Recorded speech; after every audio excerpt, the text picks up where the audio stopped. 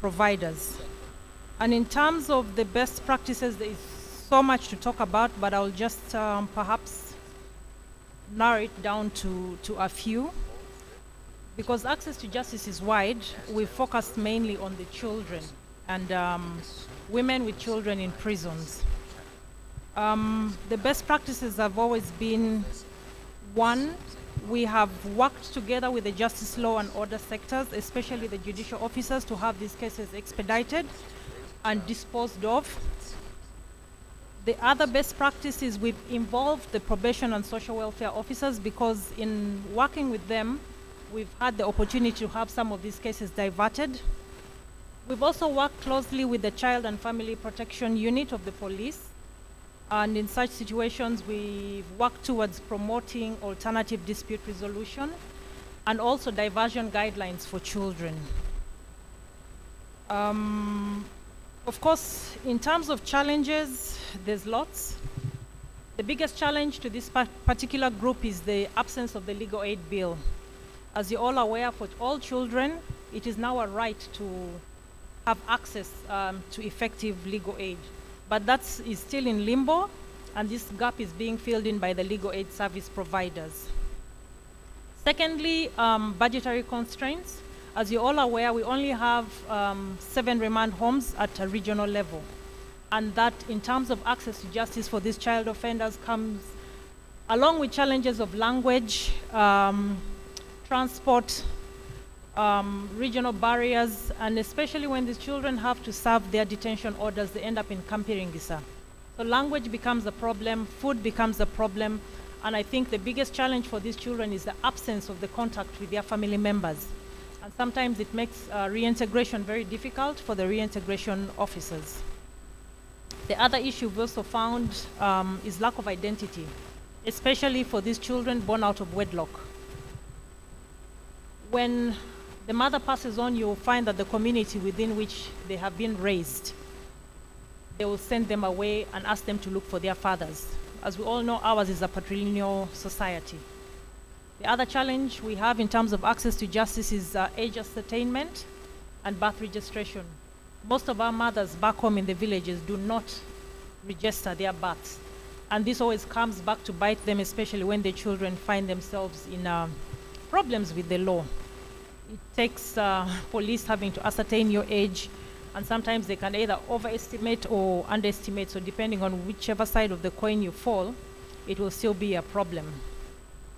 The other problem is that babies in prisons with their mothers, it's one of the very gray areas, and organizations are also working on it, but we still have a long way to go. We have systemic problems, appreciation for the laws by some of the judicial officers, basically the jail sector actors. And as we all know, we all have very good laws. The challenge still remains implementation of these laws. Our commitment is to continue with the fight to access to justice for these vulnerable communities. We're also committing to ensure that, with funds permitting, of course, sensitization of these jailers actors. And then, lastly, we commit to continuing with our collaboration. Thank you. Thank you, Winfred.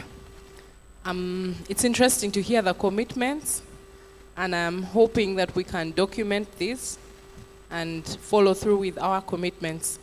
We shall hear next from Edwig. Edwig is a representative of the Sexual Violence Against Children thematic group. Please go ahead. Thank you, Marjorie. Good afternoon to you all. My name is Edwig Masamba Gawinyi, and I work with Uganda Community-Based Association for Women and Children Welfare.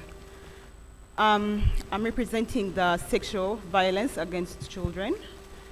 Under the SVAC, we majorly focused on teenage pregnancies and child marriage. And we came up with several gaps that we face within our communities, but we zeroed down to 3, because most of them are intertwined. The first challenge or gap that we are facing in regards to teenage pregnancies and child marriage is a knowledge gap. When we talk of the knowledge gap, this cuts across. It starts from individuals to communities, then also the community resource persons, our leaders, service providers such as the health workers. So this becomes difficult for us maybe in terms of creating awareness to the people. In this regard, I would be talking in terms maybe, for instance, if you give an example of the social and cultural area, we get a conflict between religious leaders. If that one maybe different, a specific religion maybe says no child should be married before 18, but maybe now culture contradicts with it.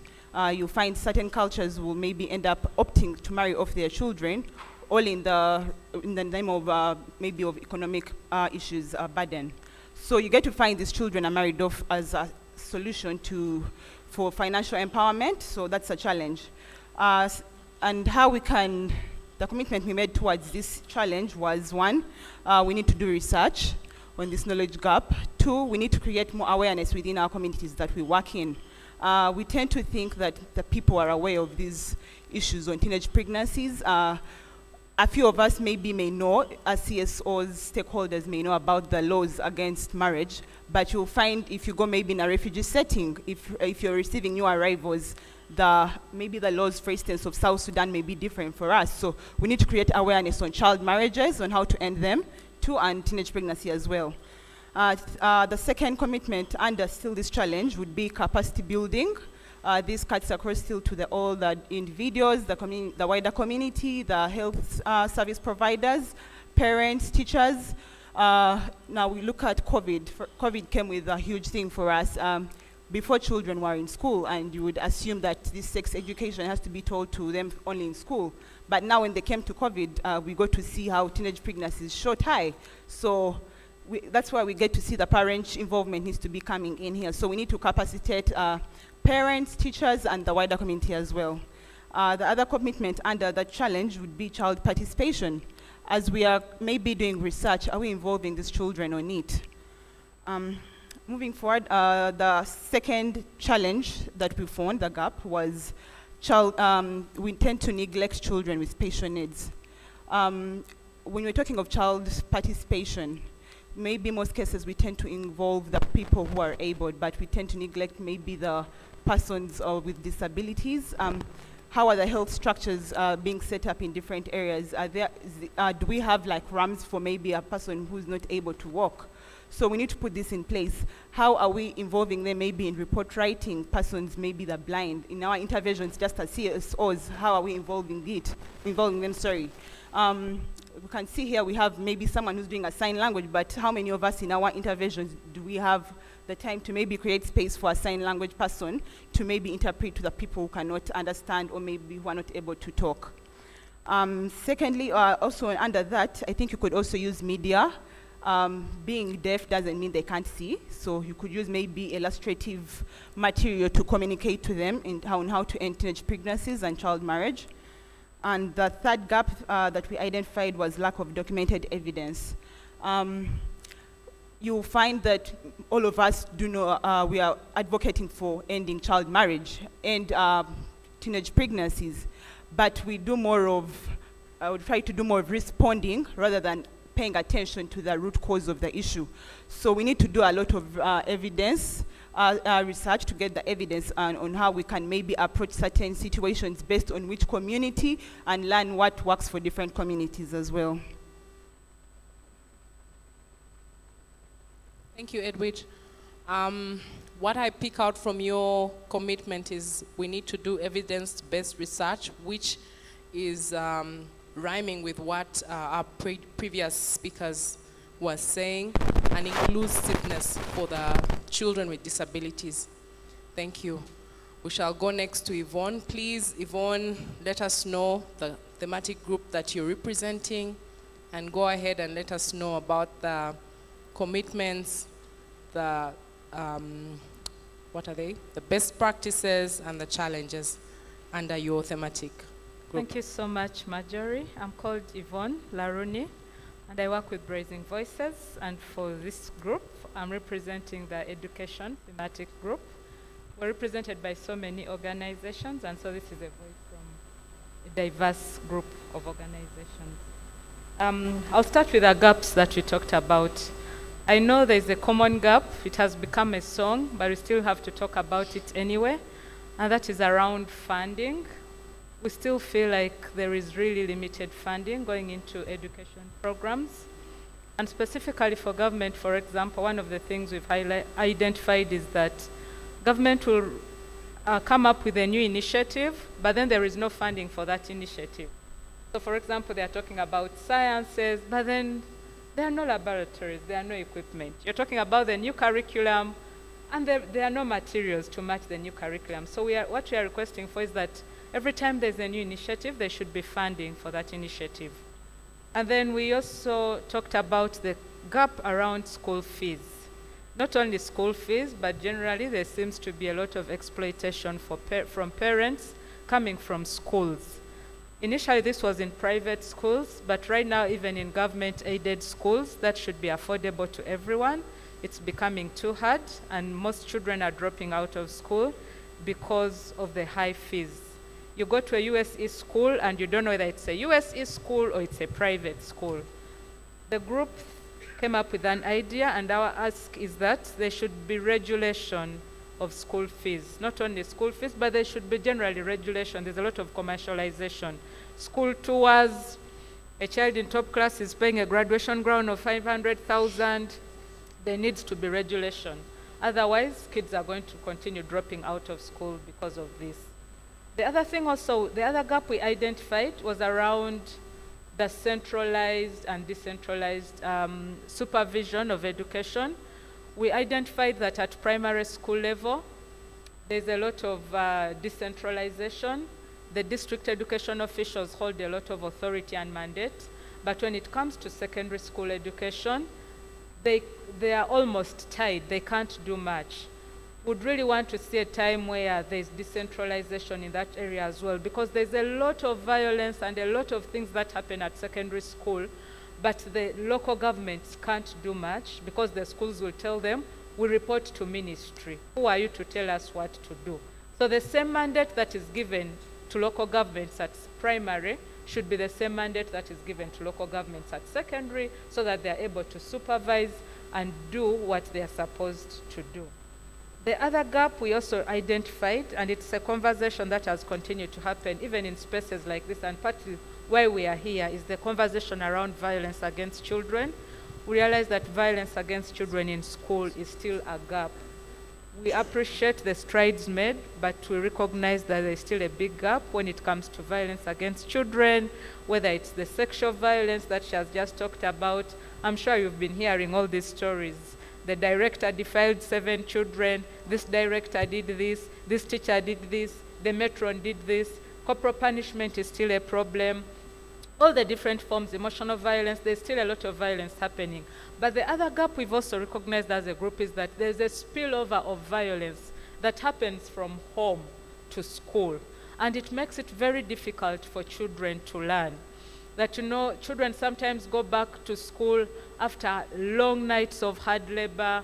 When they are coming back from holidays, they go back when they are really exhausted because they've been going through a lot of child labor. There's a lot of sexual violence that happens at home, and the effect pulls over up to school. So we are advocating for all interventions that are addressing violence against children to aim for both the school and also the home and the community. The other gap, and in that regard, as a thematic group, would also like for mental health to be integrated into the learning curriculum, because we've recognized that when these children are coming over with all these effects of the violence that has affected them, and also other factors, the poverty and all that, it kind of spills over. And so we need mental health integrated into the school curriculum so that children are able to learn coping mechanisms. And we also talked as a team that we need to be brought up to speed with where the sexual reproductive health education framework is at, because those are also some of the issues that are going to affect how children experience violence and also how they are able to respond either at school or at home. And then the other gap we also identified was really the gap around community engagement when it comes to issues of facilitating learners. That, you know, parents will say all the time that they do not have money, even for the basic things, even if it's a pencil for 100 shillings, parents will say they don't have money. Some genuinely don't have, but others, it's also because of the messaging that has been put around the parents' role. So for example, a politician will go and tell parents, you're not supposed to pay anything. And then the CSO is telling parents, please bring this amount. And so there's that kind of miscommunication. And so while we may not be able to influence what politicians do, we feel as a thematic group that there needs to be a revision of the Education Act for 2008, which kind of stipulates that parents are not mandated to provide anything for learners. Looking at the realities now, that act needs to be revised, and we need to start talking about cost sharing, because children are going to school without meals, children do not have the basics, and most of them are dropping out of school because parents are failing to provide the bare minimum. So we believe that if that act is revised, and then we start now drumming support around it, we will witness a change in what is going on in our schools. And then finally, there was something around the new curriculum. I know the Children's Parliament talked about it earlier. We feel that the new curriculum is a very good idea. It is very empowering. It's probably a solution to some of the problems we are currently dealing with. However, the way it was introduced leaves a lot to be desired. The team feels that it needs to be revisited because it was introduced. Some schools were trained for one day, other schools were never trained. Some teachers don't know whether they should be giving exams, they don't know whether that they should be doing, they don't know when it should be supervised. You're being told that students have 40 options to choose from. So if somebody wants to do fishing, another is tailoring, another is the medicine, like how can a school that is so under-resourced be able to cater for all these children and their needs? So we feel like it's a very good idea. It's very practical and hands-on, but it needs to be revisited. Maybe we can now think about customizing and say maybe these are the core areas that schools should be investing in. Those are some of the gaps, but as I was talking about the gaps, I was also talking about some of the ideas that we really think can help in addressing these gaps. And the other thing I forgot about, when it comes to parental engagement, when it comes to the issues of parents being under-resourced, there should also be need of matching matching some of these initiatives, the income-generating projects, to the education, such that, you know, like maybe some groups of these, some groups to benefit from these resources can be coming from parents' groups, such that they are empowered economically to be able to meet the needs of their learners. We did not have enough time to talk about some of the best practices, but some of our recommendations or our commitments also suffice as best practices.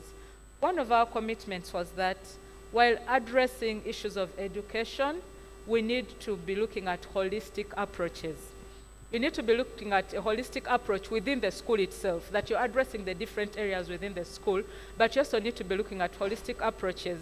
For example, if you're looking at sponsorship, you need to be mapping out other organizations that are looking at maybe income generation, looking at health, so that you're able to surround this child with all the services that they need. Otherwise, you will focus on sponsorship, and the children will drop out because maybe they did not have access to health, or they will drop out because the parent could not afford the 1 or 2 books that the parents were supposed to commit to. Then the other commitment was, as a group, our commitment is to focus on quality versus quantity. We realize that sometimes as interventions, as CSOs, we focus a lot on quantity. And then at the end of the day, you do not realize the impact. So it's very important for us to focus on quality so that, you know, even if it's a small thing, you can see the impact and it is meaningful. And so that is our commitment, but also that is a best practice that we'd like to share here. And the last thing that we really want to do, and our commitment, the commitment that we made as a thematic group, is that we want to be involved. We want to sit at the tables where decisions are being made. If it means writing to be part of the thematic working groups at the Ministry of Education or the different line ministries, we want to be part of that, because sometimes policies are made that affect us or affect the constituencies we are working with, and those policies are made without us. So we want to seize every opportunity to have partnerships with government and all the people that matter, so that we are at the forefront of making policies or influencing the policies in regards to education in this country. Thank you very much. Thank you so much, Yvonne. I like how you're presenting. I think that will really, really encourage the government to be able to commit as well, because our commitments are to partner with them to make sure that we improve the education in this country for children. The next speaker, I would like you to introduce yourself and the thematic group. Please switch on the microphone and go ahead and let us know, first of all, your best practices, your challenges, and your commitments. Yes, thank you so much. I'm called Dennis Paul Warom. I work with an organization called Help Disabled Children Excel, and I'm here representing organizations working for persons with disabilities. I think maybe you can set up for recognition those other members I was together with. Yes. So those are the members, and in our discussion, we came out with issues and our best practices and some gaps. We found during the time of discussion that one of the gaps that we see is a shortage of data on disability. We are aware that government of Uganda, through UBOS, every 10 years collects data, and if you happen to go to the government, they will tell you we have data, and around 5.2 millions of Ugandans are persons with disabilities. But they are not coordinated. If you happen to go maybe to education, to health, you want data on disability, the data may not be easily available. Then again, there are organizations working with these children. After 10 years, you'll find the data of the children below the 10 years are not there, because government will again wait for 10 years to have the data on persons with disability, which we saw as a very big gap, most especially in doing resource mobilization and in advocacy issues. And it also affects planning if government wants to plan for children, because the data is not there. So as a best practice, the group said UBOS, as they are doing household survey, should include data on disability to be in place, so that we who are working with children with disabilities, we have the data. And then we also saw that as organizations working for persons with disabilities, sometimes the staff that we have, or the staff we are working with, one may not be in that field of disability. And it becomes very hard for that staff to handle or to effectively work with a person with disability. But now the group members said there is need for capacity strengthening of our staff whom we are bringing to work with us in the area of disability. Then the current curriculum, when you look at the curriculum that we are using in schools, but generally when you're talking about education, there are really some gaps in education which is affecting learning of our children with disabilities. I one time personally read through Daily Monitor of 21st of March 2001, and it was entitled End of Road for All Learners with Disabilities in Mbale. I think that is documented, and it is in Daily Monitor. And one of those issues raised was to do with the curriculum. You'll find we have the curriculum, but it is not meeting the needs of all these learners. We have persons with visual impairment. Their needs may not be the same as a person with a physical disability. The hearing impaired has a different need. So members recommended that if curriculum can really be adapted to suit needs of different categories of learners, that will really make education of children with disabilities good. Then members also saw that learning of language, for example, sign language, from home, parents or caregivers of these children, they're using gestures. And these gestures is very hard to be understood by any other persons. And that's what they're using together with their children from home. And once this child is enrolled, like in schools, they are introduced to sign language, maybe P1, P2, or P3. By the time that child is reaching like P7, it may be very, very hard maybe for that child to effectively use that language. And it is also very hard for that child to effectively communicate with the other colleagues or other children. So members recommended that there is a need for early childhood intervention, most especially in the area of sign language, so that when that child starts learning the language early enough, will be able to freely and effectively express him or herself in the language, and will make a place universal for all. Then members also saw that even if there are some schools, because some people they may say there are some special schools which are training these children in sign language. But these children, when they are trained in the sign language, when they come back home, they may even fail to communicate well with the peers who did not learn the language. So members decided to say, to address this, there is really need to have universal language in schools. Even children who are not hearing impaired should also be trained in sign language, so that when they are playing, when they are at home, they're able to communicate well with the other children. Allow me to interrupt. You have very few minutes to go. Okay. Please wrap up. Yes, you. so we have limited number of teachers of special needs to provide a special education.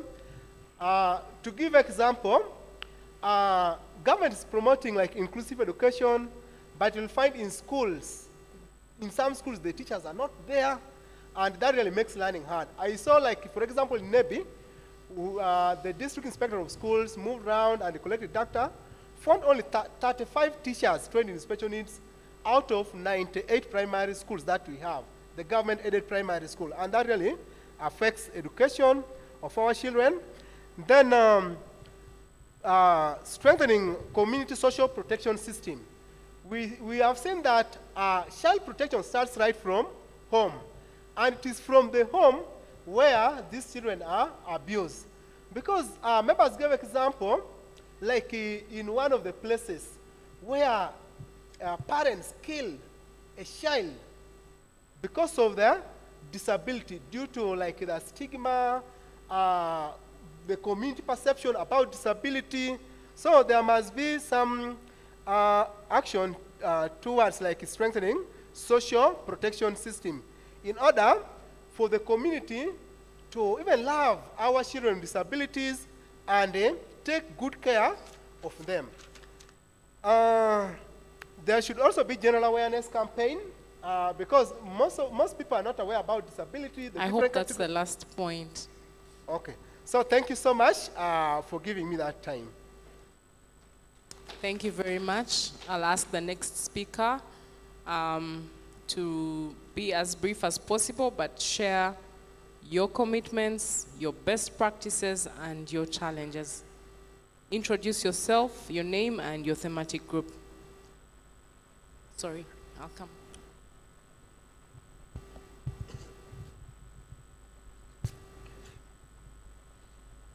Yes, good evening. My name is Ivan Bwanika, and here representing Watoto Child Care Ministries. Together with my colleague Rona, we are presenting on behalf of Alternative Care Group. Alternative care basically is one of those practices that are provided for by the government, and it's one of the last resort as far as childcare is concerned. So some of the components that we have in there under alternative care that we do is we rescue babies and children attached to, connected to the streets, and we put them in residential care, rescue them, rehabilitate them, and then later resettle or reintegrate them in their respective communities. And then we also offer alternative family care to the OVCs. After we have rescued them, we offer alternative family care, that is residential care now. And as some of the services we offer in there, we have educational support to these children because when they come, of course they are vulnerable, so we offer educational support and medical support. We offer psychosocial support to them. We do family empowerment, child safeguarding, which is very key in the promotion of children rights, children-related rights, and then positive parenting and discipline management as well. Our life skill is also another service that we give them. And then we also do have kinship placement. There are children that identified and surely they do not have any known relative or family. And so after we have rehabilitated them, we ensure that before we resettle them or reintegrate them, we identify kinship, care of families for them, and family tracing as well. So I will ask my colleague to talk about the gaps and the challenges very fast, and probably our commitments as well. Thank you. Thank you so much. I'm called Lona. I'm from SOS Children's Villages. We also, yes, we work with, like Watoto, we provide alternative care to children who have lost parental care. And we, like he said, we provide family-like care. But family-like care, we have trained, professionally trained mothers who offer the mother kind of figure. And we have professional social workers who work closely with the mothers to ensure that they get these services. Now, we have challenges in this. While we are proud that we do this, when time comes for reintegration, because our target group is children who have lost parental care, children with no known family of origin, we do tracing, but most of the times we fail to get people who we call kinship or relatives. When time comes, the government allows us to have them up to 18 years. When we begin working early, immediately we bring them on board, we want to reintegrate them. So we begin tracing, and when time for tracing comes, we cannot find them.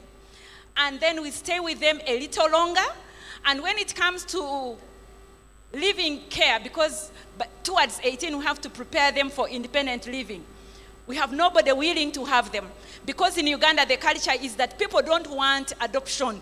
They look at inheritance. I have small land. When I bring them, they'll be sharing this small land with my children. Who wants those children? And yet sometimes we take them on a little longer because we have failed to adopt, to get a family of attachment.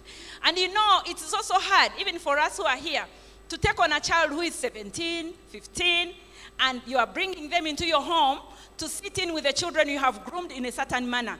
So it is a big challenge for us, and we have gatekeeping guidelines. We work very closely with Ministry of Gender, Labor and Social Development.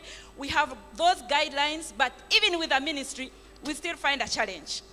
For example, we have children who have out-aged alternative care, but because they came in with mental health problems, Nobody wants them. Even where we found a family of origin, they said nobody can have that child. So they remain our institutional problem. The other problem that we are finding is the children, the organizations that are doing rescue, rehabilitate, and reintegrate. The children, for example, those street kids, when they have finally worked and done the cycle and reintegrated them, 2 months after, you find them on the street. So we are appealing to government that while we are working well with them, there should be a system in place that is going to stop those children who have been fully reintegrated to stay in those places. Those are some of the challenges that we are finding. Then, of course, all our children have mental health problems. We all know that the primary family of origin should be the family of origin, the parents. So maybe the parents produced them and neglected them, or maybe they died. They lost the first initial attachment. They lost bonding with the primary caregiver. And now they come, for example, in SOS, we bring children from baby's home who have outlived the age of being in baby's home. They first attached with the social workers and caregivers in baby's home. Now, again, they lose that attachment, come under different mothers. Then at age 18, we are transiting them, so they attach, reattach, lose attachment, and develop mental health issues. And they need a lot of support. The question is, are we well equipped? We'll have capacity in that area of supporting our children, gain enough mental health status that is going to help them build enough resilience to help them socially reintegrate into the community. That even when we finally are able to reintegrate them, you'll find that they want to look for fellow Watoto children, fellow SOS children to attach to. So we advocate now that we work with the ministry to ensure that we promote short-term care. Short-term care means that we are going to have them for a shorter time and then look for adoption. But we are now moving into adoption, kinship care. The problem is Ugandan attitude again. So we want to call upon all of us to work on our attitudes and promote this thing of adoption. And even call upon all of you, because we have churches we belong to, organizations we belong to. Our children are here, they don't have where to go, and we are struggling to find a family of attachment, a willing caregiver where we can take them. That is our big problem. And finally, our commitment is that alternative care remains very important for the children who have no other option but still remain in need of care, protection, and provision of all basic services. So as alternative care organizations, we remain to the core of provision of alternative care, child protection, safeguarding, and providing all basic needs to enable children survive, thrive, and unleash their potential. Thank you very much. Thank you. My name is Sol Kavali, and I'm coming from Safe Bango Technologies. And what we do is we empower children to be their own champions to end violence. And my group today is we're with a group of human trafficking, and we are looking at the challenge of street children. One of the gaps we found out that when we talk about human trafficking, many people think about Karamoja region. But it was bought with evidence that there are also street children in areas of Mbari and Masaka. And one of the gaps which actually came out is very many partners are targeting children.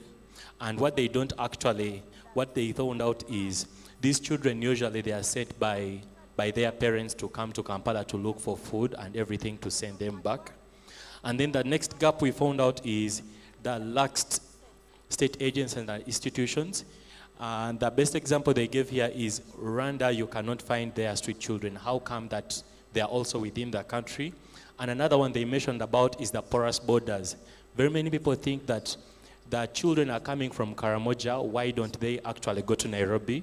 But evidence from Save Street Children report in 2018, it shows that children have to move from Karamoja to actually come to Kampala and then Nairobi.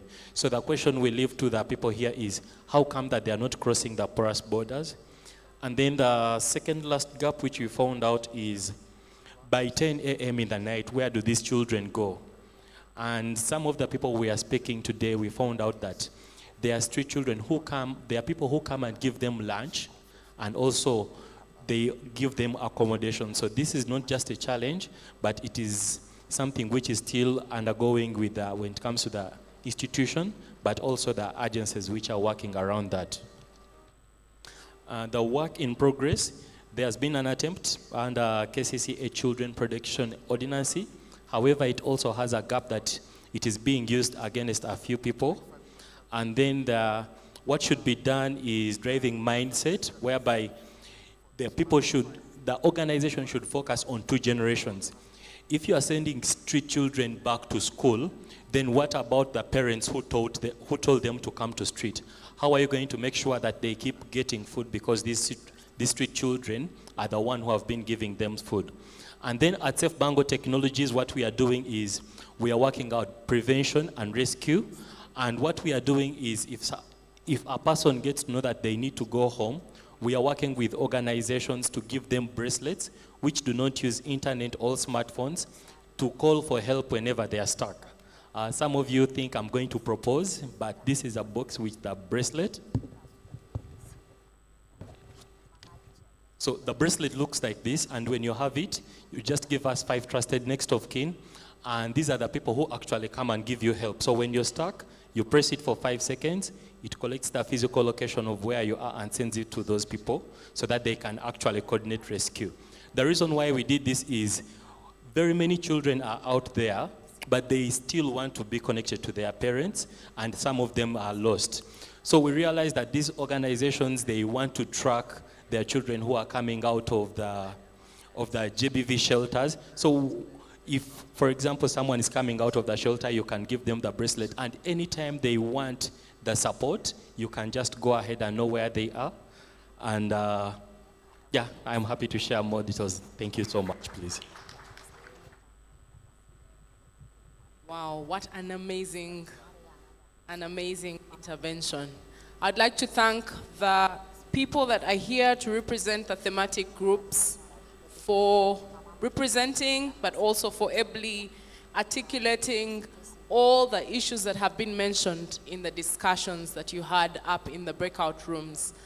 I'm very happy that as CSOs we're coming together, not just to discuss, but to share the best practices that we are doing in the different areas of our interventions. And what's interesting is in the past, we had CSOs competing in the same space, for the same space, but now we have CSOs coming together to share and to deliberate on how best to work together. So thank you so much for representing. If there's anyone with a comment or a question, please do ask before we ask them to step down. Anybody? Nobody? Well, thank you so much. You can take your seats. I have an announcement. There's a QR code on the wall. Look around you. There's a QR code on the wall, and you can be able to scan, and that code will lead you to a page on the UCRNN website to access all their photos. Not just the wall.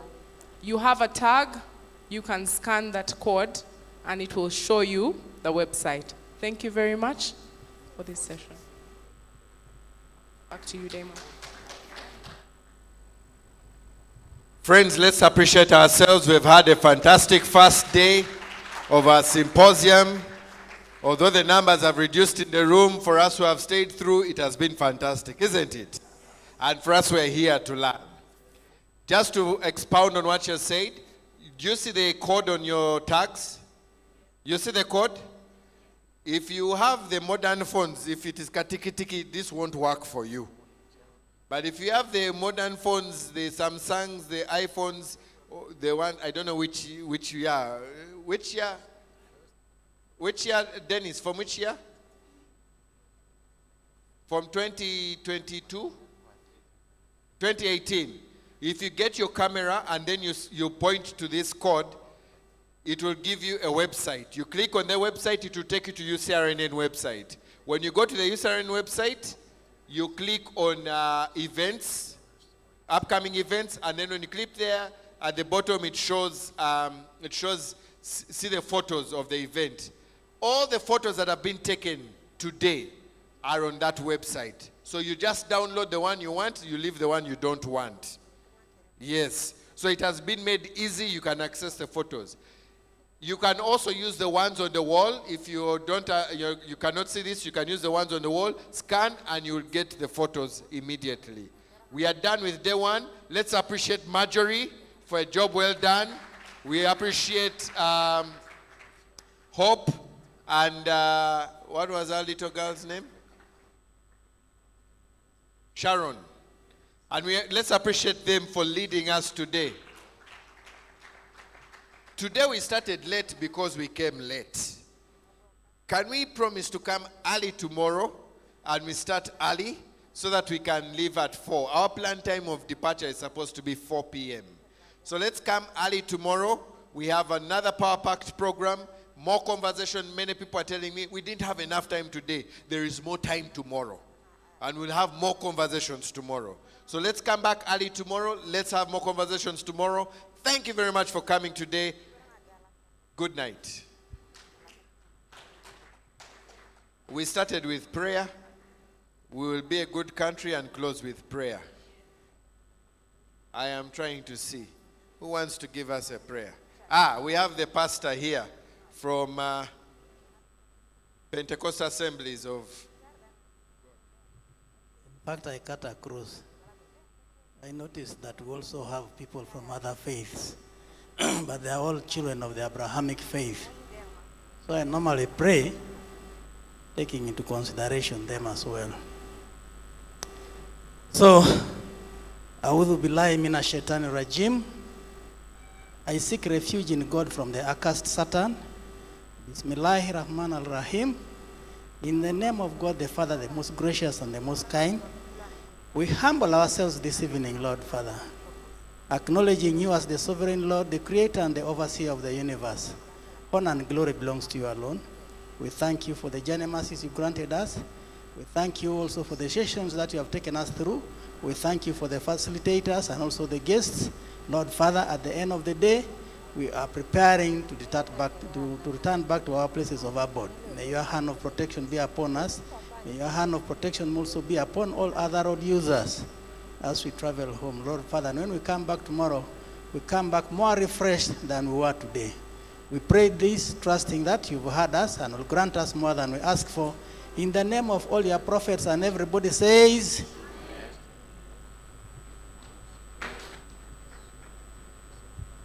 Thank you very much. Good night, everyone. See you tomorrow. We start at 8.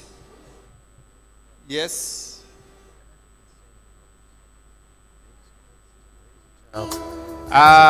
Just a minute. So there's an announcement here about self-care.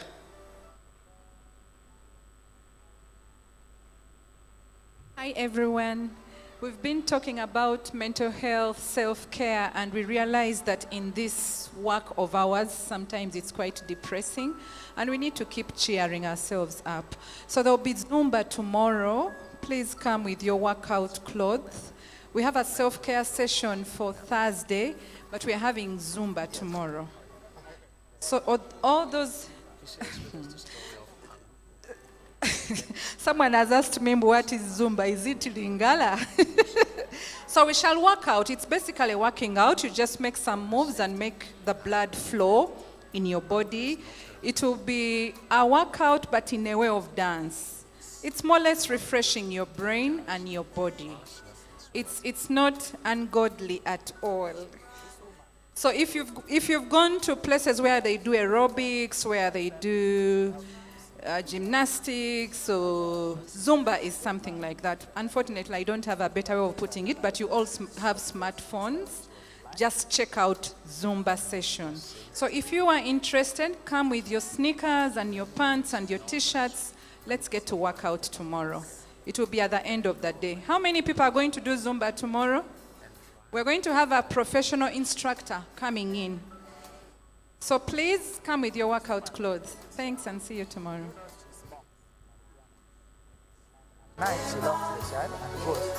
There is tea upstairs. Please don't forget, pick a cup of tea before you knock off.